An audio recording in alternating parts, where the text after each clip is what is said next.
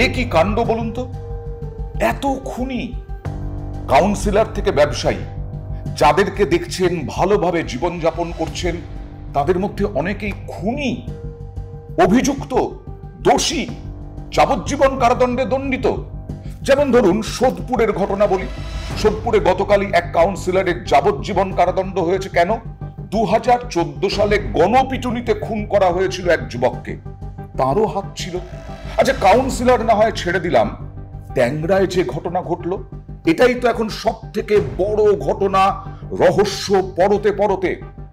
সেই ট্যাংরায় দুই ভাই মাত্র, প্রণয় প্রসূন, বিরাট ব্যবসায়ী, কোটি কোটি টাকার টার্নওভার তাদের ব্যবসার, দুজন বউ, দুই ছেলে মেয়ে, অর্থাৎ দুই ভাইয়ের, এক ভাইয়ের ছেলে এক ভাইয়ের মেয়ে। তারা তো ভালোই কাটাচ্ছিলেন, একেবারে দারুণ জীবনযাপন, আরাম, চাহিদা আবদারে ভালোই জীবনযাপন চলছিল। সেখানে কি এমন হলো, এক ছেলে তার বউকে, আরেক ভাই তার বউকে হাতের শিরা কেটে খুন করে দিল। এক ভাই তার মেয়েকে হাতের শিরা কেটে খুন করলো, শুধু না বিষ মিশিয়ে পায়েসে খুন করে দিল। আমরা অনেকেই জানি আমাদের ছেলে মেয়েদের, ধরুন আপনি ইনজেকশন নিতে গেছেন বা দেওয়াতে গেছেন আপনার মেয়েকে বা ছেলেকে, আপনি দেখতেই পারেন না সেই ইনজেকশন দেওয়ার সময় আপনার মেয়ের বা ছেলের অভিব্যক্তি, তাই আপনি মুখ ঘুরিয়ে থাকেন। সেই মা, সেই বাবা খুনি হয়ে যাচ্ছে। যেমন ধরুন এই যে মধ্যমগ্রামে যে ঘটনা ঘটলো, সেটাও তো ভয়াবহ। মা মেয়ে মিলে মেয়ের পিসি শাশুড়িকে খুন করে দিল, এবং সেই খুন মানে কি? ঝগড়া থেকে দেওয়ালে মাথা ঠোকা, অজ্ঞান হয়ে গেলেন 55 বছরের পিসি শাশুড়ি, তারপর অজ্ঞান অবস্থা থেকে জ্ঞান ফিরল, আবার ঝগড়া শুরু হলো, তারপরে ইট দিয়ে মাথা থেতলে খুন করা হলো। মানুষের মানসিক অবস্থা কোন জায়গায় গিয়ে পৌঁছেছে সবার নয়, এক অংশের, কিন্তু বেড়েছে। মানসিক রোগ নিয়ে যারা চর্চা করেন, মনরোগ বিশেষজ্ঞরা বলেছেন অপরাধ প্রবণতা বেড়েছে আমাদের। কেন বাড়ছে তার বিভিন্ন কারণ রয়েছে। এবার ধরুন মধ্যমগ্রামে কি নৃশংসতা মানুষের মধ্যে। এই যে পিসি শাশুড়িকে মারা হলো রবিবার বিকেলে, আরো একবার ভাবুন, রবিবার বিকেলে খুন করা হলো পিসি শাশুড়িকে। তারপর পরিকল্পনা করতে করতেই চলে গেল 2 দিন 48 ঘন্টা। কি পরিকল্পনা? পিসি শাশুড়ির দেহ লোপাট করতে হবে। তার জন্য তারা বাইরে গেলেন, অর্থাৎ আরতি ফাল্গুনি বাইরে গিয়ে স্প্রে কিনে আনলেন, যাতে দুর্গন্ধ বেরোলে প্রতিবেশীরা না বুঝতে পারেন। সঙ্গে একটা ট্রলি, সেই ট্রলি বড় মাপের ট্রলি ব্যাগ, যাতে পিসি শাশুড়ির বডি সেই ট্রলিতে ভরে লোপাট করে দেওয়া যায়। তারপরেও না, তাতেও আটকে নেই, থেমে নেই, সেই বডি ঢোকাতে পারছেন না। তাহলে ছোট করতে হবে বডি। মানে সংসার চালানো, রোজগার করা, মা মেয়ে, হয়তো পারিবারিক জীবনে কোনো অশান্তি আছে, ডিভোর্সি, সব মানলাম, কিন্তু পায়ের গোড়ালি বঁটি দিয়ে কাটা হলো। এটা তো আগের পরিকল্পনা নয়, আগের ষড়যন্ত্র নয়। বঁটি দিয়ে কাটা হলো কারণ দেহটা, বডিটা আরো ছোট হবে, ওই ট্রলি ব্যাগে ভরতে সুবিধে হবে। ভাবতে পারছেন? খুন তো হলোই, খুন তো করলোই, তার উপরে বডিটাকে ছোট করার জন্য বঁটি দিয়ে।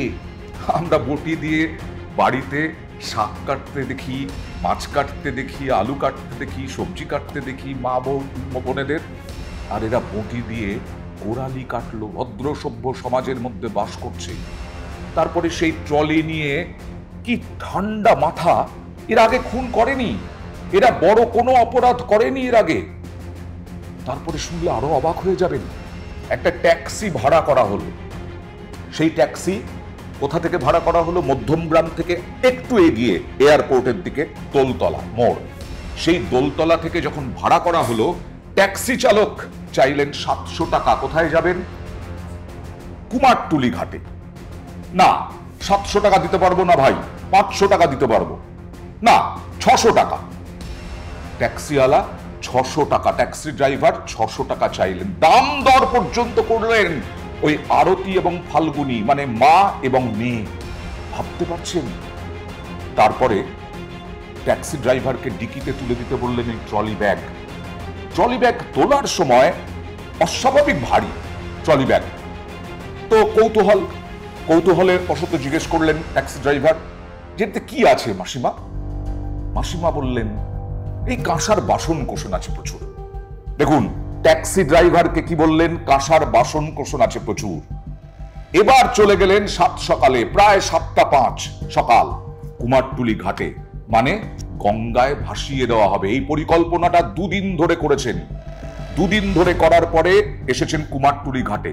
কুমারটুলি ঘাটে যখন অত একটা বড় ট্রলি ব্যাগ, মানুষও অনেক সচেতন হয়ে গেছে, এটাই বোঝা যাচ্ছে যে যখন গঙ্গায় ফেলতে যাবেন সেই সময় সাধারণ মানুষ, ওখানকার মানুষ বাধা দিলেন। কি আছে ওই ব্যাগে?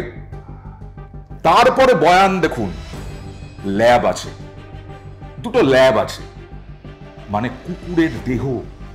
এটাও বানিয়ে ফেলেছিলেন তখন আরতি এবং ফাল্গুনী, মা এবং মেয়ে। আর সাধারণ মানুষ তারা ভাবছেন ল্যাব, অনেকে শোনেনি হয়তো, বলছেন লেপ, শীতকাল তো লেপ আছে, তখন বোঝাতে হলো না না না ল্যাব, ল্যাব, 2টো বড় বড় ল্যাব। তারপরে দেখা গেল ওইখানে একেবারে ঠেসে ওই পিসি শাশুড়ির দেহ ভরা হয়েছে। কি নৃশংসতা, কি খুনি মানসিকতা, কেন এমন হচ্ছে?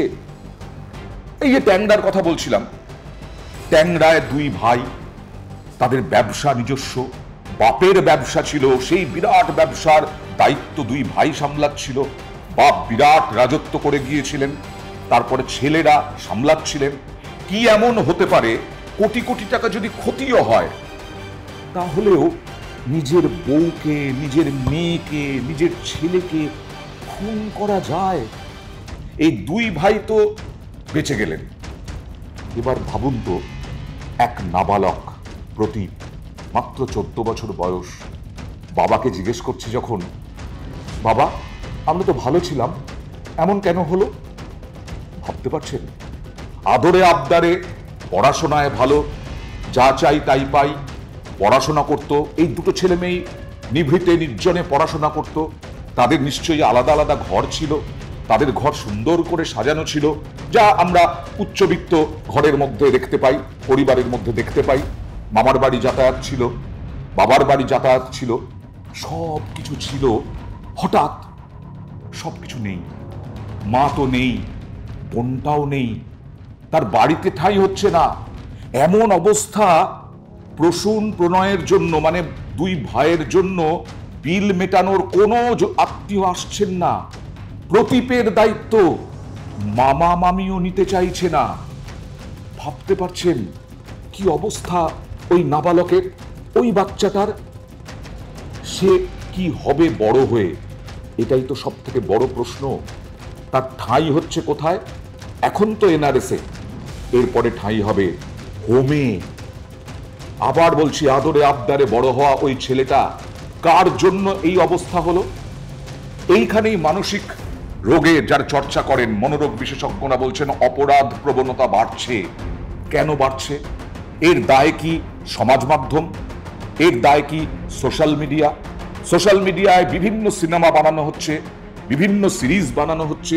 মনোরোগ বিশেষজ্ঞরা বলছেন যেভাবে হিংসা, অশান্তি, রক্তপাত সব দেখানো হচ্ছে, তাতে প্রভাব সাধারণ মানুষের মধ্যে পড়ছে। প্রত্যেকটা মানুষের মধ্যে মনোরোগ বিশেষজ্ঞরা বলেন অপরাধ মনস্ক থাকেন প্রত্যেকে, আমিও। কখনো কখনো হঠাৎ সেই অপরাধ মনস্কতা বেরিয়ে আসে প্রত্যেকটা মানুষের থাকে, একজনও বাদ নন, মনোরোগ বিশেষজ্ঞদের দাবি। কিন্তু সেই অপরাধ মনস্কতা কখন যে বেরিয়ে আসবে কেউ বলতে পারে না। তাহলে এই অপরাধ মনস্কতাকে খোঁচা দিচ্ছে কোনো একটা জায়গা থেকে, এবং তা বেরিয়ে আসছে। সোদপুরেরই আরেকটা ঘটনা দেখুন, অল্প বয়সী 2 ছেলে মেয়ে, তারা ভালোবেসে বিয়ে করলো, সুন্দর 2 যুবক যুবতী, তাদের বাড়ি থেকে মেনে নেয়নি এই বিয়ে। তারা আরেক বন্ধুর বাড়িতে গিয়ে বিয়ে করলো। বিয়ে করার পরে 1 রাত্রি থাকলো না। থাকার আগে খুব স্বাভাবিক, যুবক বলল বিয়ে তো হয়ে গেছে, বাড়ি যাব। বাড়ি যেতে দিল না ওই মেয়েটি। তারপরে দেখা গেল তার মৃতদেহ বেরোচ্ছে ওই ঘর থেকে। এই যে বউ, নতুন বউ, সে সারা রাত ধরে কাউকে জানালো না কেন? এটাই এখন সব থেকে বড় প্রশ্ন। সকালবেলা জানতে পারলো কেন সবাই? সকালবেলা যখন জানতে পারলো তখন অনেকগুলো প্রশ্ন উঠল। তাহলে কি খুন, আত্মহত্যা, না স্বাভাবিক মৃত্যু? কিন্তু স্বাভাবিক মৃত্যু হিসেবে দেখতে রাজি নয় পুলিশ, আর তাই নতুন বউকে গ্রেফতার করা হলো। এই যে পর পর ঘটে যাওয়া, হ্যাঁ অবশ্যই অনেকেই সমাজ মাধ্যমে বলছেন যে মিডিয়া একেবারে এই ধরনের ঘটনাগুলো নিয়ে সাংঘাতিকভাবে উঠে পড়ে লেগেছে। কিন্তু ঘটনাগুলো কি তুলে ধরা উচিত নয়? তুলে ধরা উচিত তো এই কারণেই, কেন, প্রশ্ন, কারণ, কেন এরকম মানসিকতা হচ্ছে মানুষের এক অংশের এবং অপরাধ প্রবণতা বাড়ছে কেন, সেই কারণগুলো খোঁজার জায়গা এখন আসেনি। কি মনে করেন আপনারা?